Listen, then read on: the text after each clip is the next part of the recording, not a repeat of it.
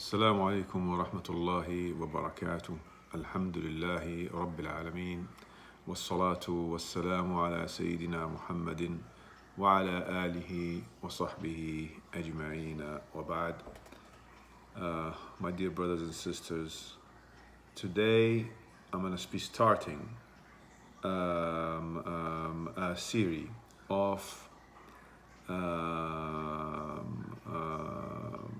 thoughts and ideas about Islam and things that I see in the Quran, walking in the light of the Quran, and how can we implement it, and the benefits and the benefits that the individual and the community is going to gain, is going to reap on an individual basis and on a community level, family level as well, and community at large. And the first thing that come to my mind, which I think is very, very, very, very important to discuss in my first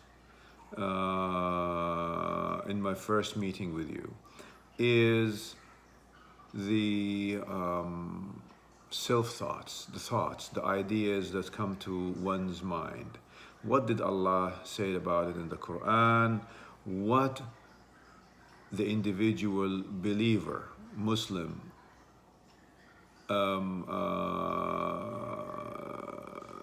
stand and how he behave when ideas come to his mind. And I'm talking obviously about good ideas are an amazing thing. Good ideas are always good. But ideas that are negative, that are destructive, that are unhealthy, ungodly. All these ideas. So, the first verse in the Quran that comes to my mind, jump to my mind right away, when I touch this subject, when I think about this subject, is the verse at the end of Surah number 2, Surah Al-Baqarah, when Allah said, Azza wa Jal, لله ما في السماوات وما في الأرض وإن تبدوا ما في أنفسكم أو تخفوه يحاسبكم به الله. That there to Allah, to God Almighty, belongs whatever in heaven and earth. And if you conceal what's inside yourselves or reveal it, Allah will hold you accountable to it. Will hold you accountable to it. So, He forgive whoever He please, and He torture whoever He whoever He wants. And Allah is doer or capable of doing anything. This is the first verse. So, and what struck me is when you think about in the Muslim communities and Muslims in general, they do not go by the light of this verse or the other numerous verses in the Quran that tells you, watch out. Allah tell you, watch out. Because I am knowledgeable of what's going on inside you, what you're thinking. Observe me, Allah Almighty. Observe me, because I'm well aware of what you're thinking. I can hold you accountable to it. It depends on Allah's wisdom. Now, the second verse that I remember, that comes to my mind right away in the Quran, is the one Allah said, أعوذ بالله من الشيطان الرجيم ولقد خلقنا الإنسان ونعلم ما توسوس به نفسه ونحن أقرب إليه من حبل الوريد صدق الله العظيم. That we created mankind and we are knowledgeable of what his self is whispering to him and what his self is whispering to him, and we are closer to him than his jugular vein, than his jugular line. Allah said line, jugular line, habl, jugular line, or jugular rope. That's the expression of the Arabic, but it's well known that the jugular is right here. The jugular is here. If I tell you I'm closer to you than your jugular vein, you would right away sense a stern warning. I am warning you. Allah Almighty is saying, watch out. I created you. I know, I'm fully aware of what you're thinking. I'm closer to you, and I'm closer to you than your jugular vein, meaning I can strike you in a speed of, faster than the speed of light. Means you are under my imminent control. I can do with you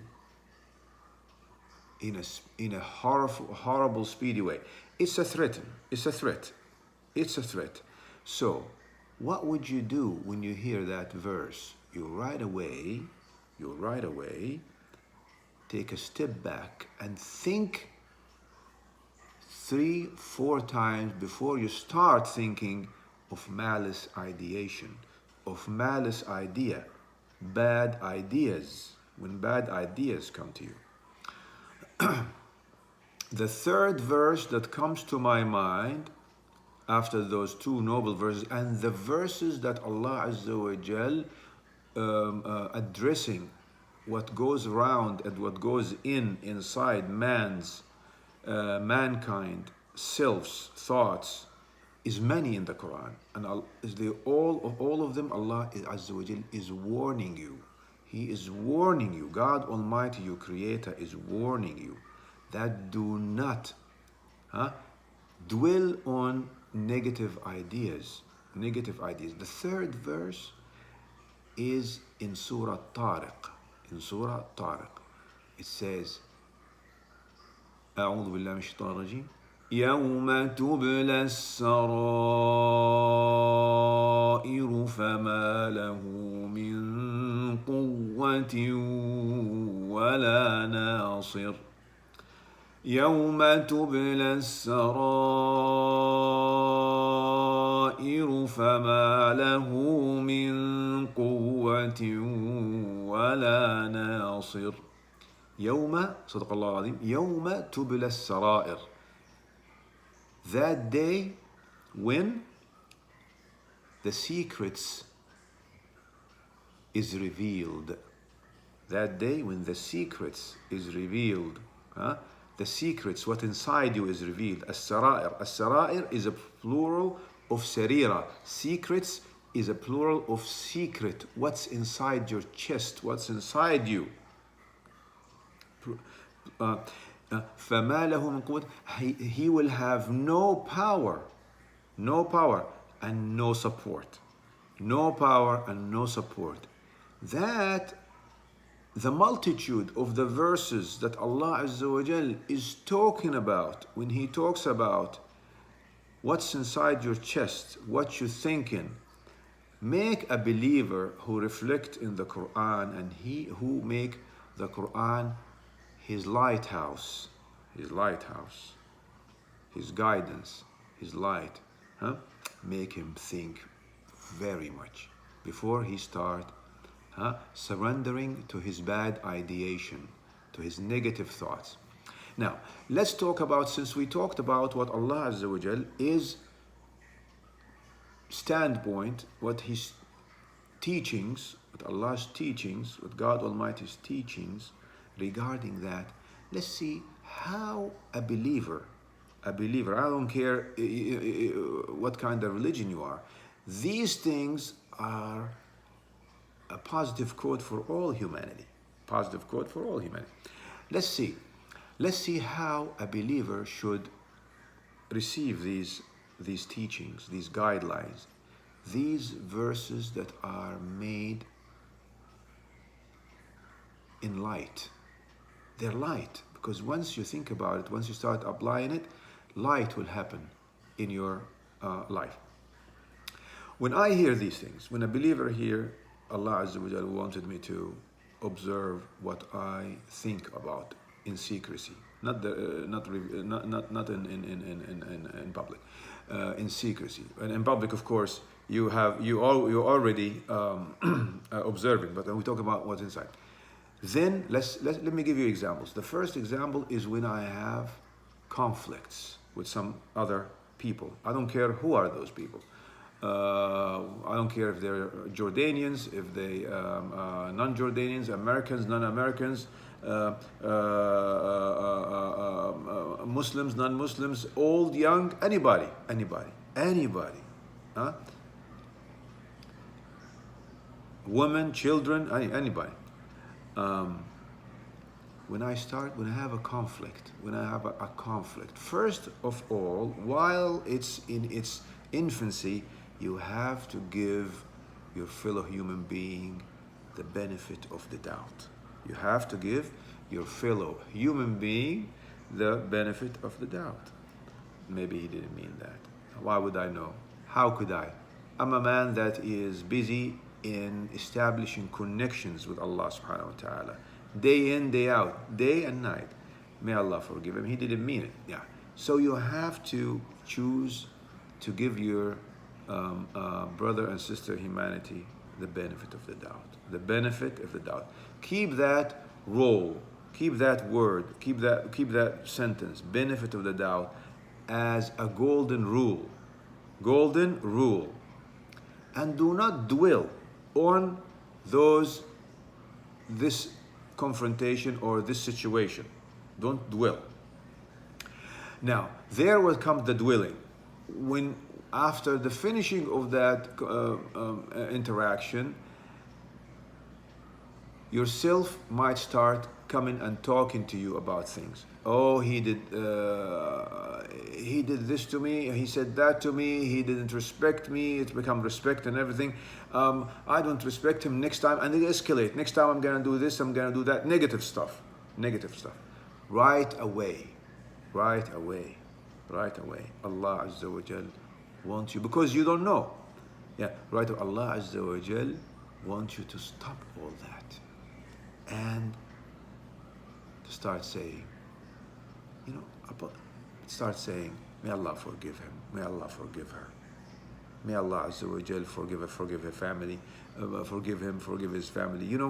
Next time, I'm gonna forgive him for the sake of Allah Azza wa Jal, for the face of Allah Azza wa Jal. I'm gonna forgive him. I'm gonna look at my role models, Prophet Muhammad sallallahu alaihi wasallam, Jesus Christ, Musa alayhi salam, Ibrahim alayhi salam, and how they dealt with people. It's not about me. I'm gonna forgive. I'm gonna forgive. Of course, unless it's an imminent threat. We're talking about imminent threat. You have all the right to defend yourself. But I'm talking about the 99.99% of the situations where you don't feel good. Somebody said something. Somebody crossed you wrongly, in the car situation, road rage, all these things. A Muslim should be immune. A believer in Allah should be immune from these things. Immunity, because right away, this guy might have a bad day. May God bless him, bless his family, ease his day, ease his way. You know what I'm saying? Next time when I meet that guy, whether it's at work or maybe at the mosque or at the church, I'm gonna see him, embrace him really good, give him a big bear hug, say how you doing, how mention it, ask him about himself, about his health, about his family. I won't even touch that subject like it never happened. Maybe I'm gonna give him a gift, a small gift. maybe I'm gonna go to social media and put something in his face on his Facebook that is beautiful. Nothing happened. Nothing. Allah said, Azza wa Jal, and goodness and badness are not equal. Push with whatever is best. Push with whatever is best. Put front whatever is best. Until the one that you have between him and you, animosity, like he is like a dear friend. A dear friend. Allah said that in the Quran. Allah Azza wa Jal doesn't want you to dwell on bad ideas. Another bad ideas and what goes on and what goes on in people's life. And while we were young, you used to look at revealing pictures, videos, or you see a lady in the street, and no matter who she is, no matter what kind of background she is, no matter what kind of religion, color, culture, anyway, you see her, what I'm saying, you look at her and you keep looking at her. You keep looking at her, you keep looking at her body, you might like how she looks, and then you start thinking about her. Allah Azza wa Jal is there too, brothers and sisters. Allah Azza wa Jal is there too. Immediately, a believer, a Muslim, have to lower his gaze right away and say, may Allah forgive her, may Allah give her hidayah, may Allah give her, protect her family, give her happiness, bless her family, and you move on. When the picture come back again, because these things come from yourself, your nafs, from the desires, and from the shaitan. The shaitan blow fire, blow heat on it until it rage in your heart. So what you do is, when you start praying for her, believe me, the shaitan is not going to bring her picture again for you. Why? Because the shaitan doesn't want you to pray to your sister in humanity. The shaitan doesn't want that. The shaitan, all what he wants is to ignite, to pull you away from the way of Allah Azza wa Jal. The shaitan play around so he can play with your desires, because he knows that if he control your desires, you will be away from Allah Azza wa Jal for a while, maybe forever. So what do is start praying for her, and then when he bring her picture again, it'll be faded, but you could just, may Allah bless her, may Allah, astaghfirullah, may Allah bless her, may Allah bless her family, give her guidance, give her beautiful life in this life and the thereafter, and you move on, brother. Believe me, the shaitan is going to stop doing, because the shaitan is not about bringing people for you so you can pray for them, and so on and so forth. Again, this issue is extremely important issue, very, very important issue that I chose to talk about from my first meeting with you, brothers and sisters. See, when I am connecting with you, I'm gonna post this video on YouTube and then on Facebook, maybe also on WhatsApp as well. Why am I doing this? I'm connecting with my family when I do this. I'm connecting with my brothers. I'm connecting with my colleagues. I'm connecting with my old friends. I'm connecting with everybody. People who know me, people who don't know me. You all of you are my brothers and sisters. And connecting with you guys. And if there's, of course, I would love to have interactions that are based on mutual respect and based on intelligent conversation, of course. And I would love to. Today is my day off. Today is Friday, my day off. I wanted to share this with you and continue. So back to the subject. I'm about to finish. Back to the subject. Once people go by that light, by that guidance from Allah Azza wa Jal, start clearing and cleansing their inside, and keeping space for remember good stuff, because once all the bad stuff, animosity, malice thoughts, following desires is out of your mind, then all of a sudden you start breathing better. You start getting occupying your inside by what? By good thoughts, by the praise of Allah, by the praise of Allah, by worshiping God better, by connecting with God better, because you're spending more time. Allah wants you to spend more time with Him, connecting with Him, connecting with your next of kin, connecting with your friends, doing constructive work, constructive ideas. Guess what happened when that happened? Most of the violence starts by a thought. Most of the violence starts by a thought. Most of the crimes, I mean, all the crimes, I would say, no, I'm going to be safe and say most of the crimes start with thoughts. Start with thoughts and ideas that build up to become a crime. So if you want to think utopia, if you want to think safe societies, you have to start think positively and have ill thoughts free self. Ill thoughts free self. Think about it. Ill thought free self. This is your host. This is your brother Ali Al Khatib, signing off, wishing everybody amazing time, and until next time with a new subject. I love you so much. May God bless you, protect you, be with you. Ameen, ameen, ameen. Thank you so very much. Have a good one. Assalamu alaikum wa rahmatullahi wa barakatuh.